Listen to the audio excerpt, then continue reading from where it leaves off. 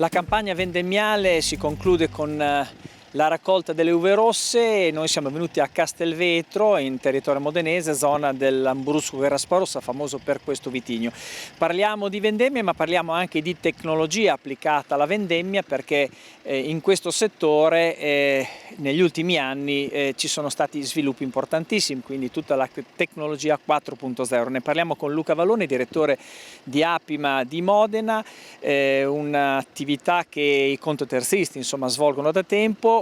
Un'annata che ha messo a dura prova non solo gli agricoltori ma anche gli operatori agromeccanici, che hanno dovuto affrontare un'annata molto particolare, siccità, piovute, quindi non solo all'inizio di campagna ma anche adesso che siamo un po' verso la fine, a ridosso delle semine. Esattamente, è stato un anno complicato questo 2023 per gli eventi atmosferici che tutti ricordiamo, a partire dalla fine dell'inverno arrivare all'estate. Una campagna che ha avuto diversi momenti di stop nelle lavorazioni proprio per le avverse condizioni meteo, che poi hanno avuto dei riflessi nelle condizioni dei terreni, quindi la mietitura è partita in ritardo, si è dovuto lavorare in fretta perché il maltempo non dava tregua, e quindi poi di conseguenza tutte le lavorazioni successive hanno avuto dei ritardi di 2-3 settimane, e i nostri associati stanno correndo per cercare di completare il quadro delle lavorazioni agricole entro l'inverno. E in questo sta un grosso cambiamento anche nelle metodologie e nei tempi di lavoro dei nostri contoterzisti in agricoltura. Se fino a 20 anni fa c'era una pausa invernale in cui i contoterzisti potevano un attimo riprendere le forze, fare le manutenzioni ai mezzi, eccetera, e prepararsi per la campagna successiva, con l'evoluzione climatica anche nel nostro territorio questo stop non c'è più, quindi assistiamo praticamente a una lavorazione continua nei campi, non c'è mai un momento di pausa in cui si possa appunto riprendere fiato e quindi prepararsi per la campagna successiva. È un susseguirsi continuo di lavorazioni.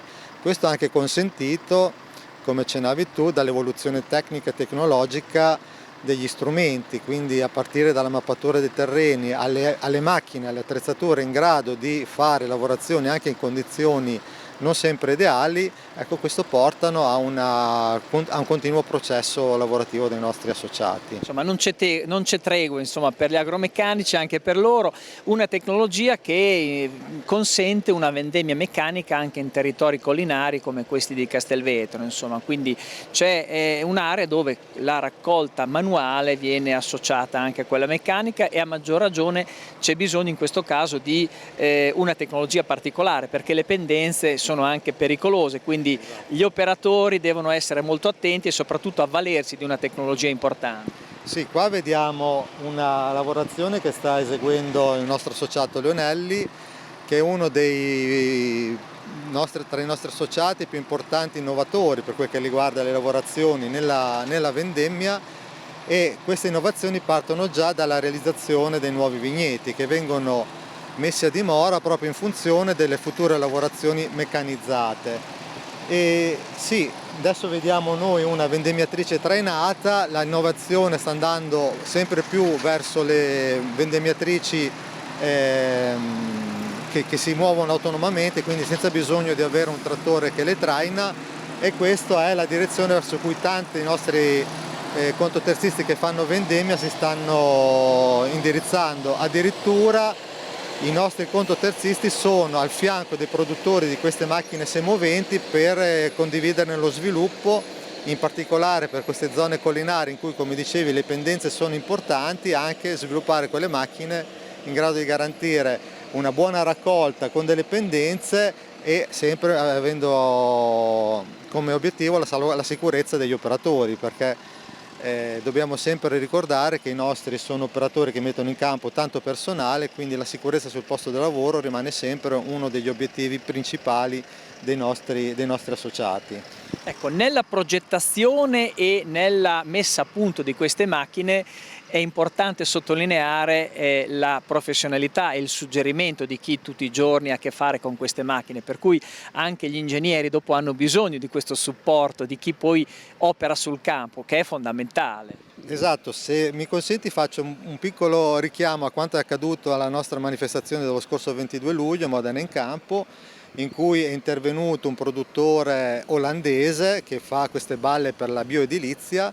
Ecco, quello è stato un altro esempio di come lo sviluppo di quella tecnologia è al pari passo del lavoro dei nostri associati, tant'è che l'ingegnere titolare di questa azienda olandese era in campo con i nostri contoterzisti a Modena proprio per sviluppare, e alcuni accorgimenti erano stati messi in funzione proprio in occasione della prova in campo a Nonantola. Quindi l'intervento, i suggerimenti e lo sviluppo, i collaudi di queste macchine fatti dai nostri associati sono fondamentali per poi la messa in vendita in numeri più ampi su tutto il territorio europeo e mondiale, perché comunque direi che in Italia, in questa parte d'Italia, a Modena, siamo decisamente all'avanguardia per quel che riguarda l'introduzione di nuove tecnologie, grazie ai tanti investimenti che i nostri associati fanno. Insomma, Modena è la terra dei motori oltre che dei sapori. È sicuramente terra dei motori, i nostri associati sono dei grandi appassionati di motori, motori applicati alle lavorazioni agricole, in tutte le lavorazioni agricole, e sono dei grandi sviluppatori di tecnologia. Luca, facciamo adesso due chiacchiere con l'operatore agromeccanico, sì, che insomma ci facciamo raccontare insomma alcune cose direttamente sul campo.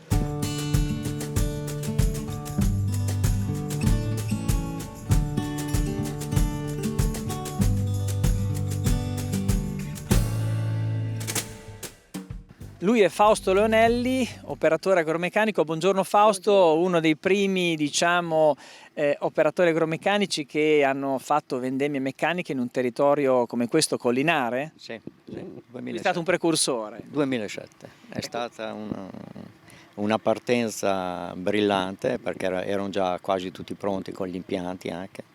Questi qua sono impianti del 2000, 2002, 2003. Quindi c'era già la predisposizione. Sì, con l'impianto. Quali sono le difficoltà della, diciamo, vendemmia in collina?